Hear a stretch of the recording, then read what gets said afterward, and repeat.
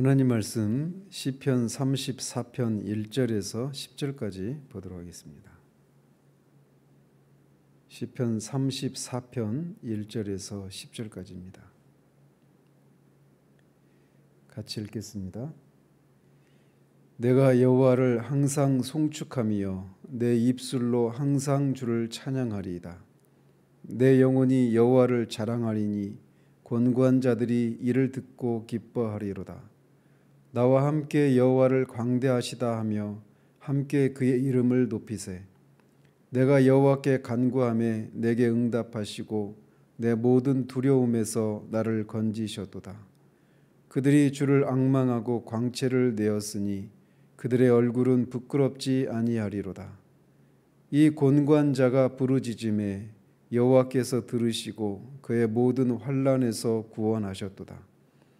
여호와의 천사가 주를 경외하는 자를 둘러 진치고 그들을 건지시는도다. 너희는 여호와의 선하심을 맛보아 알지어다. 그에게 피하는 자는 복이 있도다. 너희 성도들아 여호와를 경외하라. 그를 경외하는 자에게는 부족함이 없도다. 젊은 사자는 궁핍하여 줄일지라도 여호와를 찾는 자는 모든 좋은 것에 부족함이 없으리로다. 아멘.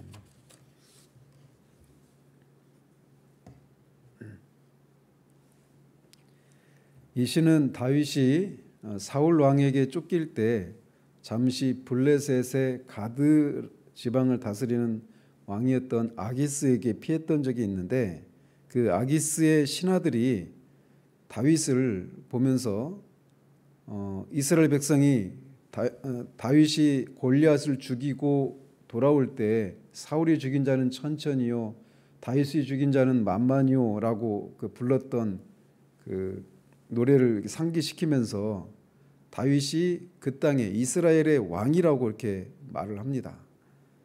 그 얘기는 적대국의 왕이 될 사람이라고 하는 것을 말하는 거죠. 따라서 다윗의 입장에서 보면 아기스 왕에게 죽을 수도 있는 그런 상황이었습니다. 그런 위기 가운데서 다윗은 아기스 앞에서 침을 질질 흘리면서 미친 사람처럼 행동해서 도망쳤던 사건이 있는데, 이 시는 바로 그 사건의 배경입니다.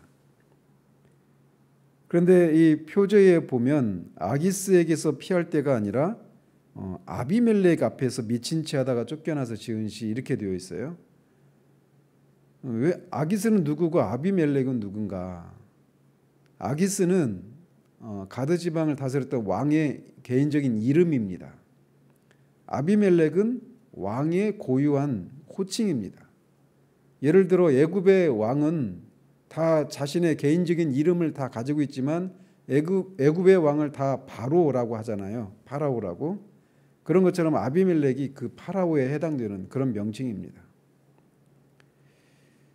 이 사건은 사무엘상 21장에 나오는 사건인데, 거기에는 다윗이 그런 위기에서 건진받을 때 이 시에서처럼 하나님께 간절히 기도했다라고 하는 그런 기록은 나오지 않습니다. 그러나 그가 죽을 수도 있는 위기에서 도망쳤던 이 일에는 그의 기도와 하나님의 응답이 있었다라고 하는 것을 알 수 있습니다. 우리가 에스더서를 살피면서도 말씀드렸지만 에스더서에는 하나님의 이름조차 나오지 않아요. 그래서 다 그냥 사람이 보이는 현실만 있을 뿐이죠. 위기를 만나고 그 위기에서 그 건짐을 받는 그런 모습만 보이지만, 그 배후에 보이지 않지만 그 배후에 하나님의 신적인 그런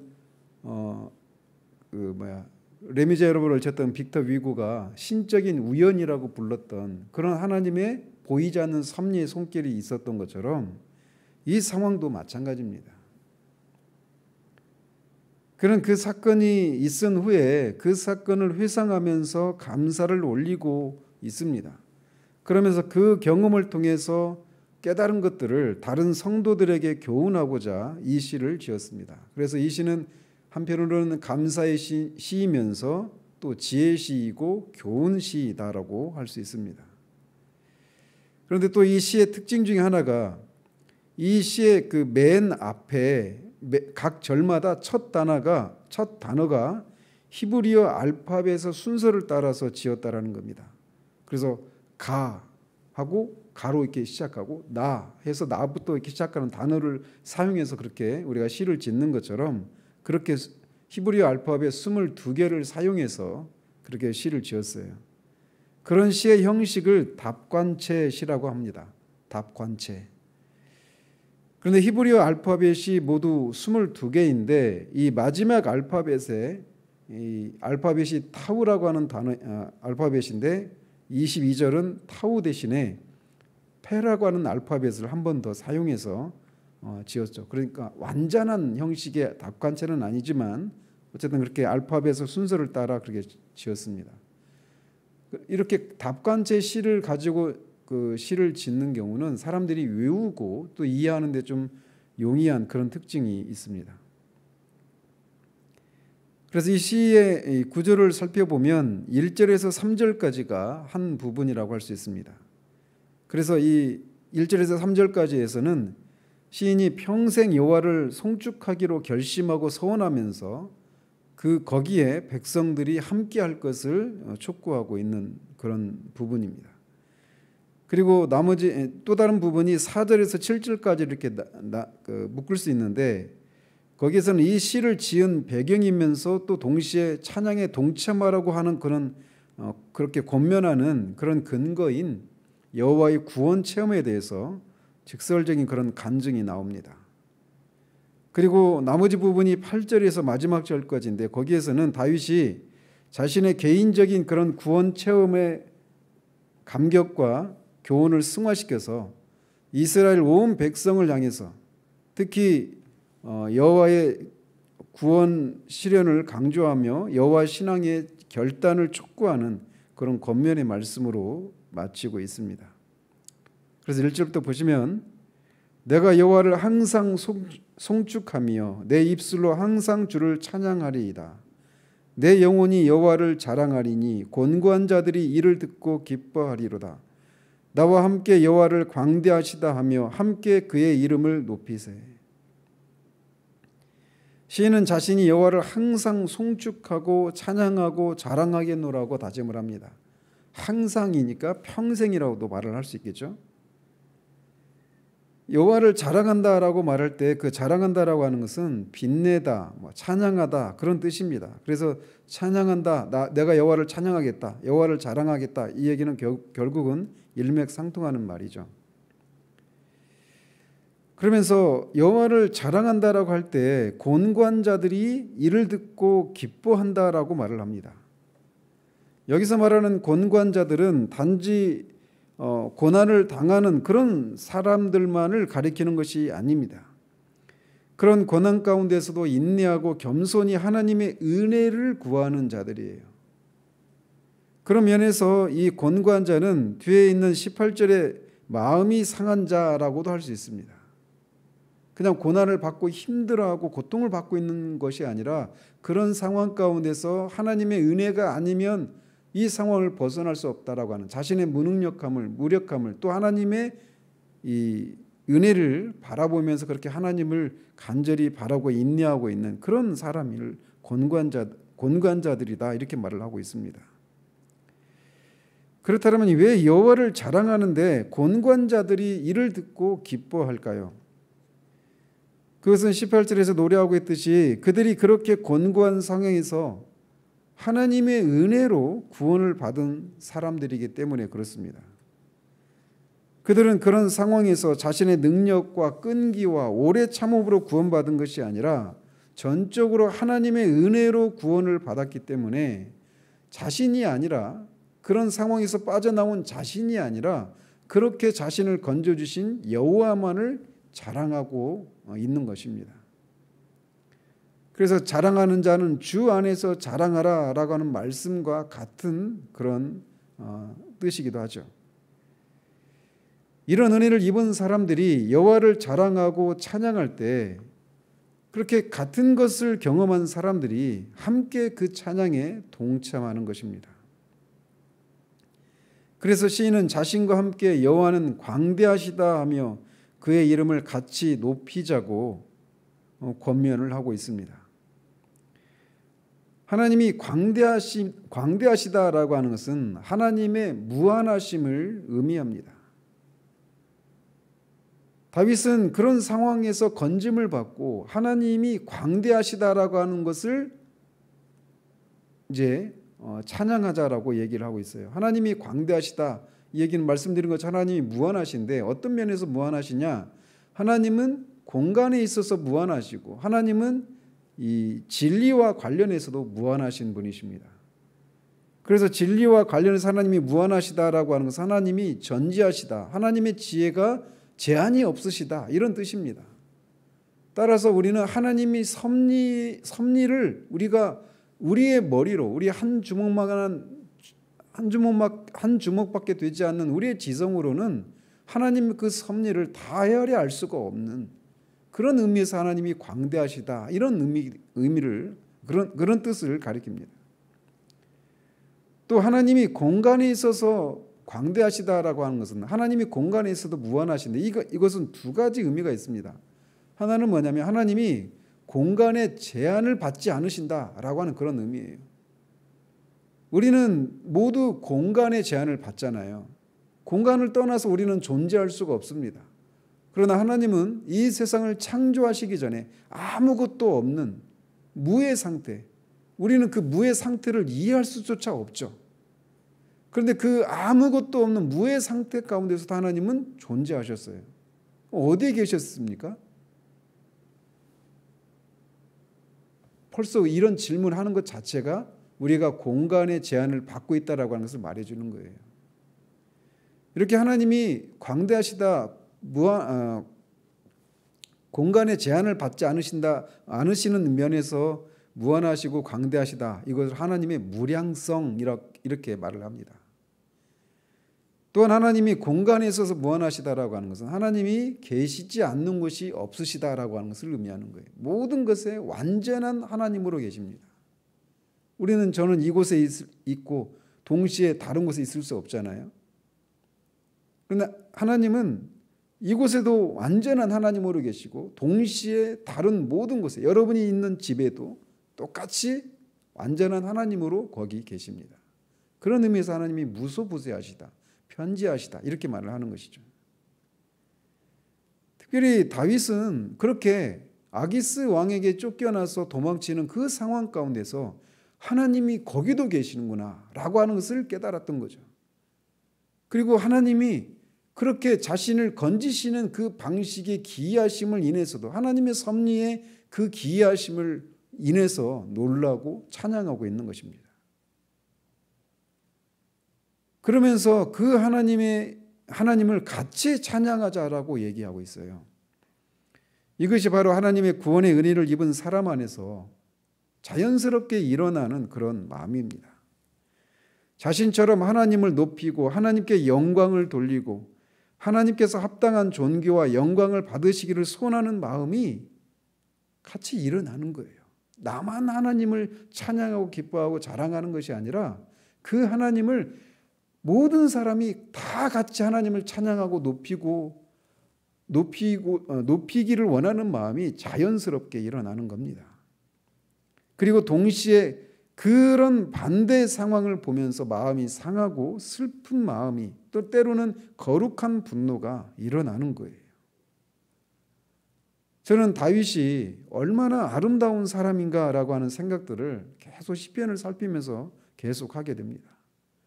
그가 얼마나 하나님을 사랑한 사람인지, 그리고 하나님의 아름다우심을 얼마나 제대로 알고, 물론 제대로 안다라고 할 때 하나님이 하나님 자신을 아는 것처럼 아는 건 아니지만 말이죠.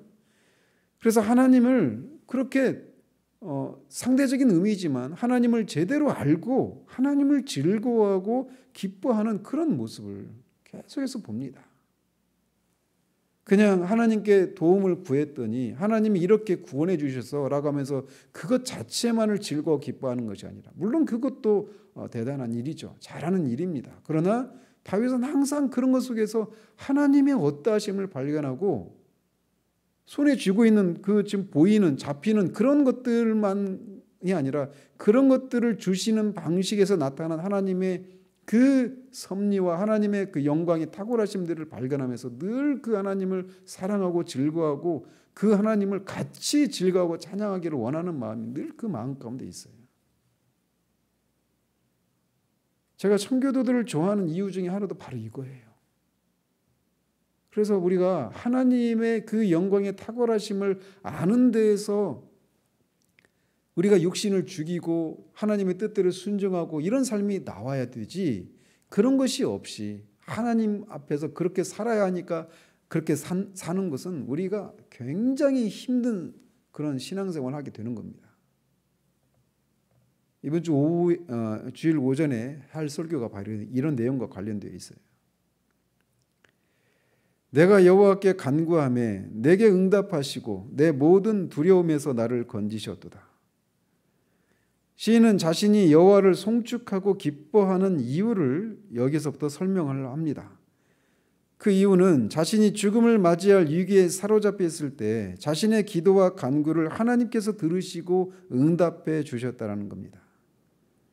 다윗은 바로 그런 사실을 통해서 하나님께서 당신의 택한 백성들을 위기 중에서 지키시고 보호해 주시는 분이시니 그런 은총을 입고 있는 모든 성도들이 마땅히 하나님께 감사하고 찬양해야 할 것임을 일깨워주고 있는 겁니다. 그들이 주를 앙망하고 광채를 내었으니 그들의 얼굴은 부끄럽지 아니하리로다. 여기서 말하는 그들은 좁은 의미에서는 다윗 자신과 또 다윗 그 당시에 함께 사울에게 쫓기면서 다윗과 생사고락을 함께했던 그런 사람들을 가리키죠. 그러나 보다 넓은 의미에서는 하나님의 모든 택한 백성들, 특별히 고난 중에 있는 하나님의 택한 백성들을 가리킵니다. 그들이 그렇게 고난 가운데 있는 상황에서 주님의 구원을 바라며 앙망하고 광채를 내었을 때 하나님은 그들에게 응답해 주심으로 그들을 부끄럽게 하지 아니한다라고 노래하고 있습니다. 광채를 내었다라고 하는 것은 비록 그 당시에는 현재 위기 중에 처해 있을지라도 자기 백성을 반드시 지키시고 구원해 주시는 하나님의 신실하심과 그 은총을 생각하면서 아무런 두려움 없이 심령의 평강을 누리는 것을 가리킵니다. 그래서 이것은 빌립보서에서 아무것도 염려하지 말고 다만 모든 일에 기도와 간구로 너희 구할 것을 감사함으로 하나님께 아뢰라. 그리하면 모든 지각에 뛰어난 하나님의 평강이 그리스도 예수 안에서 너희 마음과 생각을 지키시리라 라고 하는 말씀과 궤를 같이 하는 그런 모습입니다. 분명히 고난이 있지만 하나님께 그렇게 감사와 그 기도와 간구로 그렇게 하나님 앞에 감사함으로 아뢰일 때 그리스도의 하나님의 평강이 그들의 생각과 마음을 지배하기 때문에 이렇게 얼굴에 고난이 있음에도 불구하고 광채를 띌 수 있게 되는 것이죠. 이 곤고한 자가 부르짖음에 여호와께서 들으시고 그의 모든 환난에서 구원하셨도다. 앞에서도 말씀드린 것처럼 다윗이 아기스에게 죽을 수도 있는 상황에서 그는 하나님께 부르짖었고 하나님은 그를 들으시고 그 이귀에서 그를 건져주셨습니다. 사무엘상 21장을 보면 다윗이 재치를 발휘해서 그 위기에서 건짐을 받은 것처럼 보이지만 그것의 배후에 하나님의 도우심이 있었음을 다윗은 잊지 않고 이렇게 하나님께 감사를 올리고 있는 겁니다. 이것이 다윗의 뛰어남입니다. 하나님의 도우심을 입고 구원을 받았을 때 그것을 경험한 나 자신을 높이고 자랑하는 것이 아니라 그것을 허락하신 하나님을 자랑하고 높이는 것이죠. 그래서 주 안에서만 자랑하라고 얘기를 하는 것입니다. 여호와의 천사가 주를 경외하는 자를 둘러 진치고 그들을 건지시는도다. 하나님께서 그를 건지신 방법에 대해서 그는 여호와의 천사가 다윗과 그 일행들을 둘러 진치고 대적들의 손에서 건지셨다라고 말을 합니다. 이것은 단순히 비유적인 그런 표현만은 아닙니다. 실제로 하나님은 당신의 백성들을 지키시기 위해서 주의 천사들을 통해서 그렇게 구원을 베푸시기도 하십니다. 우리가 소위 수호천사라고 하는 개념까지 나갈 수는 없지만 분명한 것은 지금도 하나님은 하나님의 백성들을 이렇게 천사들을 통해 보호하시는 일들을 하십니다.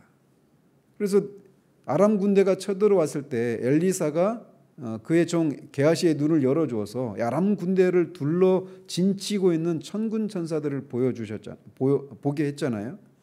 또 우리 주님도 천사를 만드신 우리 주님이 친히 이렇게 말씀하십니다. 이 보호하시는 것과 직접적으로 연관된 말씀은 아니지만 천사들이 어떤 존재인가를 이렇게 간접적으로 얘기해요. 삼가 이 작은 자 중에 하나도 업신여기지 말라. 너희에게 말하더니 그들의 천사들이 하늘에서 하늘에 계신 내 아버지의 얼굴을 항상 배웁느니라. 그 어린아이들이 오는 것을 제자들이 막았을 때 그렇게 말리면서 이런 말씀을 하신 거예요. 그 어린아이들의 천사들이 하늘에서 하늘에 계신 아버지의 얼굴을 항상 뵙는다라고 하는 말을 통해 천사들이 하나님의 백성들, 이 땅에 있는 하나님의 백성들을 보호하고 이런 것과 연관이 있는 일들을 한다라고 하는 것을 말씀드리는 겁니다. 지나가면서 말씀드리자면 우리가 아버지의 집에 갔을 때 우리는 이 땅에서 우리가 많은 다양한 위기 상황 가운데서 천사들이 우리를 지켜준 그런 것들을 보고 많이 놀랄 겁니다. 교통사고가 난다든지 물에 빠져 죽은다든지 뭐 이런 그런 많은 위기들, 저도 돌아보면 그런 위기들이 몇 차례 있었거든요. 천사들을 본 적은 없지만 아마 그런 일들 배후에 천사들의 그런 도움이 있었을 거예요. 그렇다고 해서 우리가 막 천사들을 보려고 두리번 하지 마십시오. 또 천사를 숭배하려고도 하지 마십시오. 우리의 숭배를 받으시는 유일한 분은 성삼위 하나님, 성삼위일체 하나님만 가능하시기 때문에 그렇습니다. 너희는 여호와의 선하심을 맛보아 알지어다. 그에게 피하는 자는 복이 있도다. 시는 여기에서 자신이 경험했던 바와 같이 다른 사람들도 하나님의 구원 역사를 직접 체험하다 보면 그 은혜가 얼마나 큰지를 깊이 깨닫게 될 것이므로 그 체험을 해보라고 촉구하고 있습니다. 하나님의 선하심, 여호와의 선하심은 피조물을 복되게 하려는 하나님의 성품을 의미합니다. 다윗은 고난 가운데서 하나님께 피했을 때 그를 건져주시는 것을 통해서 하나님의 구원하시는 능력을 경험했을 뿐만 아니라 특별히 그분의 선하심을 맛보았습니다. 이렇게 하나님의 구원은 언제나 중의적이에요. 한 가지만 구원만 하시는 것이 아니라 그것을 통해서 하나님의 어떠하심을 드러낸단 말이죠. 예를 들면 우리가 돈에 쪼들릴 때 하나님께 그걸 주시기를 구하죠. 얼마든지 구할 수 있습니다. 그런데 하나님이 그런 기도를 직접적으로 돈을 주시기도 해요. 그러나 어떤 때는 돈이 아니라 다른 것을 주십니다. 즉 어떤 때는 그 돈이 필요한 상황, 그 배고픈 상황, 귀찮은 상황, 궁핍한 상황을 견뎌낼 수 있는 능력을 주셔서 응답을 하시기도 하시죠. 그러나 또 그거를 우리가 구한 것을 주시기도 하시면서 동시에 그것과 함께 어떤 깨달음을 주시거나 우리를 빚으시는 그런 일들도 하시는 겁니다. 그리고 그런 구원을 경험한 사람들은 그 과정을 통해서 하나님의 지혜와 선하심을 발견해요. 그냥 하나님이 돈 주세요 하니까 돈을 주시는 것으로 끝나는 것이 아니라 구하는 것을 주시는 방법 속에서 하나님이 얼마나 우리를 복되게 하시려고 하시는지라고 하는 사실들을 깨닫게 된다는 것이죠. 그래서 우리를 복되게 하시기 위해서 아낌없이 주시는 하나님의 선하심을 구원의 과정 속에 맛보게 되는 겁니다. 그리고 그런 과정을 통해 우리가 점점 변화되어 가는 거예요. 그냥 마녀 그 기도를 통해 얻어낸 것을 통해서 얻어내기는 하지만 아무런 변화가 없는 그런 방식으로 하나님 우리를 다루시지 않아요. 그래서 우리가 지금도 하나님 앞에 무엇인가를 간구하고 있는데도 여전히 그런 것이 없는 것은 하나님이 그런 과정을 통해 우리를 깨닫게 하시고 빚어가시는 그런 일을 하시는 것이죠. 너희 성도들아 여호와를 경외하라. 그를 경외하는 자에게는 부족함이 없도다. 다윗은 이렇게 하나님의 그런 하나님께 피한 자들에게 하나님이 베푸시는 그 은혜의 풍성함과 선하심을 알고 있기 때문에 이렇게 고백을 하는 겁니다. 어느 정도 그에게 여호와를 경외하고 피하는 자들에게 부족함이 없는가? 10절에서 이렇게 말을 합니다. 젊은 사자는 궁핍하여 줄일지라도 여호와를 찾는 자는 모든 좋은 것에 부족함이 없으리로다. 젊은 사자는 힘이 있기 때문에 자신이 원하면 언제든지 먹잇감을 사냥할 수 있습니다. 그러나 젊은 사자들도 때로는 사냥에 실패해서 굶는 일도 있을 수 있습니다. 그러나 여호와를 찾는 자는 모든 좋은 것에 부족함이 없다라고 말을 하고 있어요. 여기서 젊은 사자를 이렇게 문자적으로 젊은 사자라고만 해석할 필요는 없습니다. 젊은 사자를 여호와를 찾는 자와 이렇게 대조적인 그런 사람으로도 해석할 수 있어요. 그래서 젊은 사자는 여호와를 찾지 않거나 의지하지 않고 자신의 재산과 힘과 그리고 권력을 믿고 난폭하게 구는 그런 교만한 사람을 가리킵니다. 그래서 잠시는 권력이 있고 재산이 있고 힘이 있으니까 그런 것으로 어떤 자신이 원하는 삶을 마음대로 살 수 있지만 언젠가는 그런 것을 마음대로 할 수 없는 때가 있지만 여호와를 찾는 자, 즉 자신의 무능력함을 알고 여호와의 은혜가 아니면 소망이 없다라는 사실들을 깨닫고 그렇게 여호와께 피하고 여호와를 의지하고 찾는 자들에게는 부족함이 모든 좋은 것에 부족함이 없다라고 말을 합니다. 하나님은 인색하지 않으신 분이시기 때문에 그래요.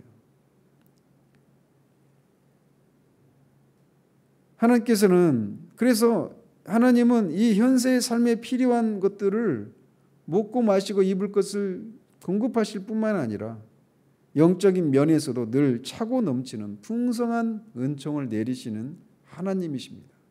다윗은 그것을 경험하고 자신이 누린 것을 다른 사람도 같이 누리기를 소원하는 마음으로 그렇게 그 선하심을 맛보아 알라라고 말하고 그것을 맛본 사람들에게 여호와를 같이 찬양하자, 같이 자랑하자, 높이자라고 독려하고 있는 겁니다. 이 아침에 우리의 마음에 그렇게 여호와를 같이 찬양하고자 하는 그런 마음이 우리 가운데 일어날 수 있기를 바라요. 과거에 베푸셨던 은혜를 생각하면서 그 일들을 통해서 하나님이 얼마나 선하셨는지 그 선하심이 제한이 없으신 광대하신 하나님이셨는가를 우리가 다시금 상기하면서 그 하나님을 우리가 개인적으로 찬양하고 또 다른 누군가에게 다윗처럼 이렇게 그 하나님을 같이 높이고 찬양하기를 독려하고 권면하는 그런 삶이 있기를 바랍니다. 기도하겠습니다. 하나님 아버지, 다윗이 과거에 자신에게 베푸신 하나님의 그 위기 가운데서 받은 그 구원을 생각하며 그 속에서 하나님의 선하심을, 하나님의 그 광대하심을 맛보고 하나님을 찬양하고자 하는 그런 마음이 일어나고 그 하나님을 찬양하는 일에 같이 성도들을 동참시키고자 하는 그런 마음으로 시를 지은 부분들을 살펴보았습니다.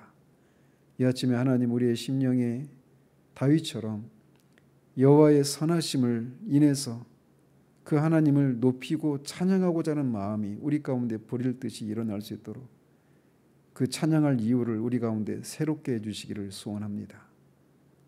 깊은 침체 가운데 곤고한 심령 가운데 있는 영혼들을 하나님 빛을 허락해 주셔서 하나님 그 근심이 바뀌어서 찬양으로 바뀌는 그런 일들이 있을 수 있도록 하나님 도우시기를 원합니다. 예수 그리스도 이름으로 기도합니다. 아멘.